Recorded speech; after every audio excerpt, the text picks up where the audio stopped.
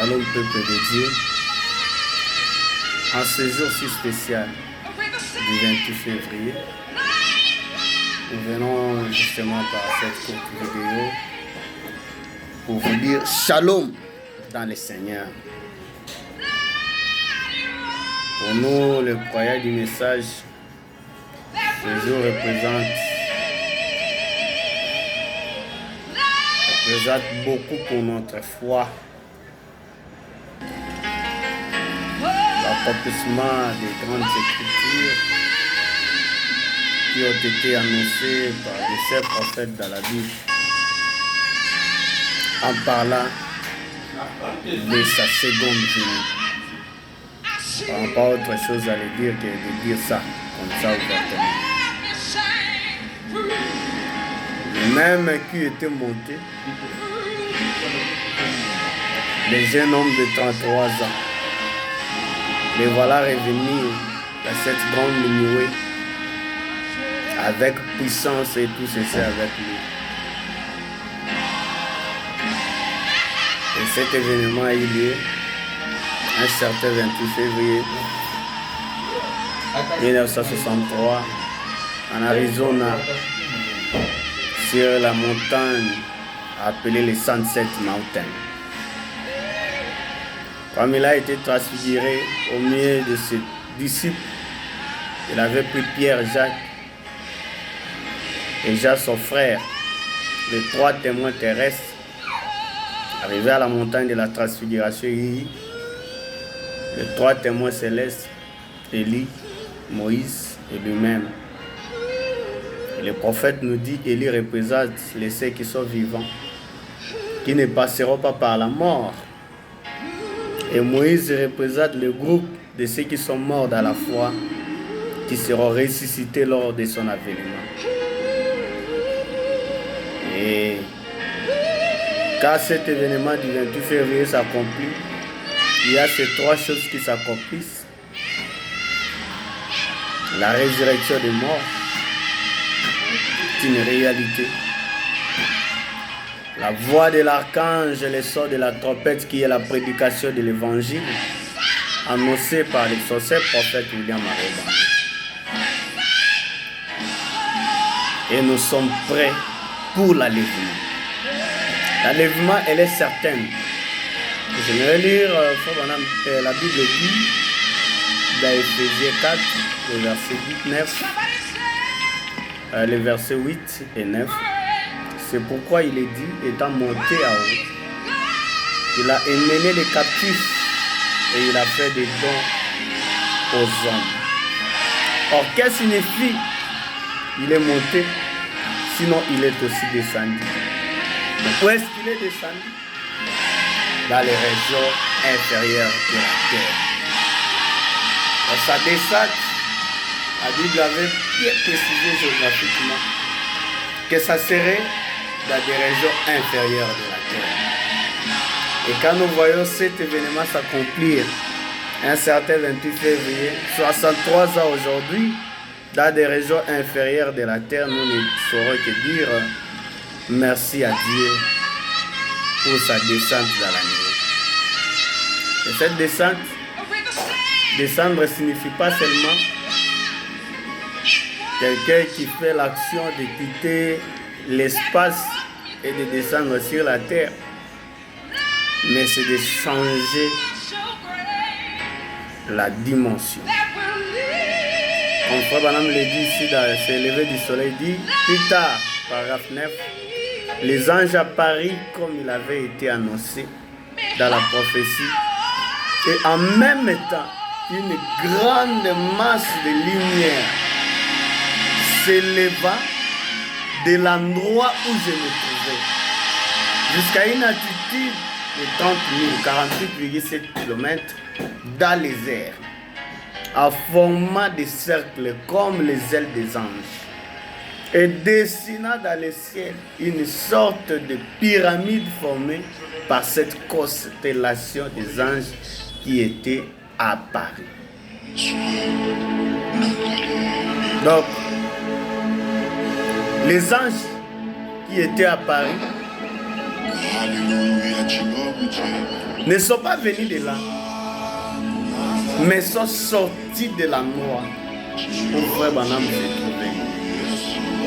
Cet événement de la nuée est sorti de l'endroit où Frère Branham s'est trouvé. Et il pouvait dire, je l'ai avalé toute ma vie. Il y a un moment où Dieu se fait montrer publiquement. Le Dieu que vous avez avalé peut se faire voir dans le public, tout comme il peut rester à l'intérieur. Le Frère Branham continue de dire, la science l'a photographié. A photographié cela. Sur tout le parcours, depuis Mexique, alors qu'elle s'est déployée depuis le nord de l'Arizona, là où le Saint-Esprit avait dit que je me tiendrai environ 40 000, 64,36 km au nord de Tucson. Cela s'éleva dans les airs. Le magazine Life l'a publié des photos. Déjà qu'il ne s'agissait que de quelque chose de mystérieux. Loin dans les sphères célestes, là où il ne peut y avoir l'humidité, aucune évaporation. Elle était haute de 30 000 ou 48,7 km et large de 27 000, 43,44 km. Elle est montée directement de l'endroit où s'étaient mis ces anges. Mon frère et ma soeur, si tu comprends bien, cet événement de la nuit n'est pas venu du ciel. Comme Frère Branham dit, le ciel et la terre se retrouvent ici même. Mais c'est quelque chose de dimension. Vous pouvez quitter de cette dimension et entrer dans la dimension de l'enfer. Vous pouvez quitter dans cette dimension et entrer dans la dimension du ciel. Et quand cet événement s'accomplissait, Frère Branham a quitté la dimension terrestre pour entrer dans la dimension céleste. Et l'ange lui a dit, monte. Écoutez, alors là, il me parla et dit, les 7 sceaux seront ouverts. Les 7 mystères, les septuples mystères de la Bible a été scellé depuis la fondation du monde, va être révélé. Et nous autres, qui ne sommes qu'un petit groupe, humble par rapport à l'assemblée du monde, nous sommes réjouis de ces bénédictions. Ayant attendu ces mystères, le mariage et le divorce, la sémence du serpent, toutes ces différentes choses ont été complètement révélées. Non par un homme, mais par Dieu lui-même. C'est lui qui a ouvert ces 7 mystères, révélant ce que fut l'Église, comment elle était en Christ et au commencement, et comment elle serait révélée. Écoutez, dans 15, il dit, eh bien, si vous tournez la photo comme ceci, que vous regardiez, vous pouvez probablement le voir à partir de l'assistance. C'est Christ. Dans la nuée, ce n'est pas un homme, c'est Christ. Le Branham dit, voyez-vous ses yeux? Voyez-vous ses yeux? Les yeux là, ce ne sont pas les yeux des frères Branham, c'est les yeux de Christ. Voyez-vous ses yeux? Vous pouvez regarder dans l'auditoire. Il dit, regardez ici, juste aussi parfait que possible. Il porte une perruque blanche, la divinité suprême et le juge des cieux de la terre. Vous pouvez voir ses yeux, son nez et sa bouche. L'assemblée dit Amen. Tournez la photo comme ceci, partant de la position dans laquelle ils les ont présentés. Comme ceci, la position dans laquelle elle devrait être. Donc, les magazines avaient pris la photo, mais pas dans les bons sens. Comme cette histoire concernait les prophètes, il nous a dit de tourner la photo dans l'essence qui devait être. Et cette nuée, quand elle est montée, c'est comme dans Genèse 1, dans Genèse 2, il n'y avait personne pour défricher la terre. Et puis, on ne pouvait pas cultiver parce que à cette minute-là, il n'y avait pas de pluie. Mais une vapeur s'éleva de la terre. Cette vapeur qui s'est levée de la terre arrosa toutes les semences que Dieu avait placées sur la terre. Et la terre a donné ses verdures. C'est ça le pacte de cette nuit. Laisse-moi te dire ce matin que comme cette vapeur s'éleva de la terre, à l'endroit où Branham se tenait, pour donner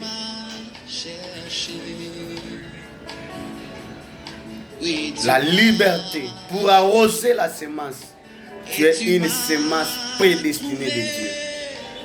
Laisse que la vapeur de la nuée puisse t'arroser ce matin et te procurer le bonheur, te libérer dans ta captivité et donner tout ce dont ton cœur désire, que le pacte de la nuée soit une réalité vivante dans ta vie. Et dans le paragraphe 60 de ce même brochure, Frère Branham dit, il n'est pas étonnant que l'évangile soit une bonne nouvelle. Le mot même évangile signifie une bonne nouvelle. Quelle est cette bonne nouvelle? Si un homme est mort pour nous, cela est une bonne nouvelle. Si Christ est né, c'est une bonne nouvelle. Mais jamais une nouvelle. Il n'y a jamais eu de bonnes nouvelles semblables à cette nouvelle. Celui qui avait fait la promesse a confirmé cette promesse. Et puis il est vivant au siècle des siècles. Et il tient dans sa main les clés à la fois de la mort et du séjour de mort. Gloire à Dieu.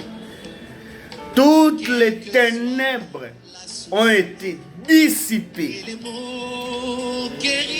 On n'a plus vu de ténèbres car le Fils est sorti du sépulcre.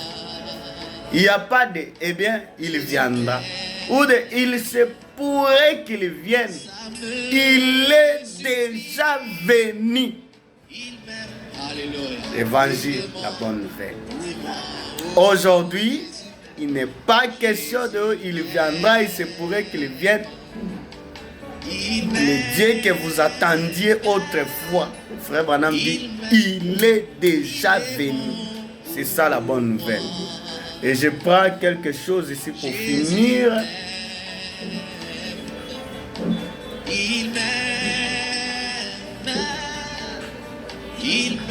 Quelque chose ici pour finir.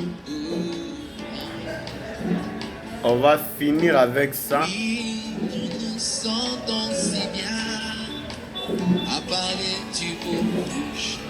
Frère Branham dit dans les paroles 118, et ces gens retiennent l'assemblée loin de Dieu. Et si quelque chose arrive et qu'on en parle dans l'assemblée, ils condamnent cela du haut de la chair.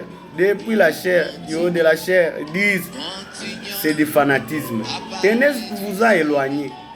En faisant cela, ils crucifient Jésus-Christ en 1963. Et ils sont tout aussi coupables qu'elle était ces gens, ces autres gars en ce jour-là. C'est une déclaration terrible, mais c'est la vérité. C'est exactement ce qu'ils font aujourd'hui. Frère Branham lui-même savait que cette déclaration est terrible. Il a dit c'est la vérité.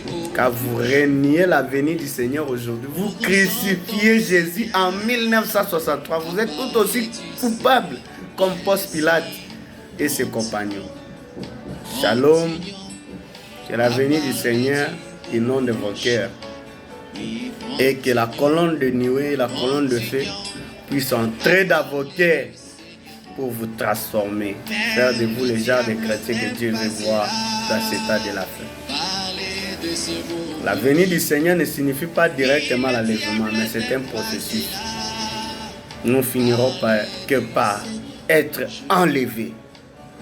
Quand il était venu pour sa première venue, il n'était pas mort à la croix le même jour. Mais il est venu, l'état s'est écoulé jusqu'à ce que la finalité de la première venue, c'était la mort à la croix.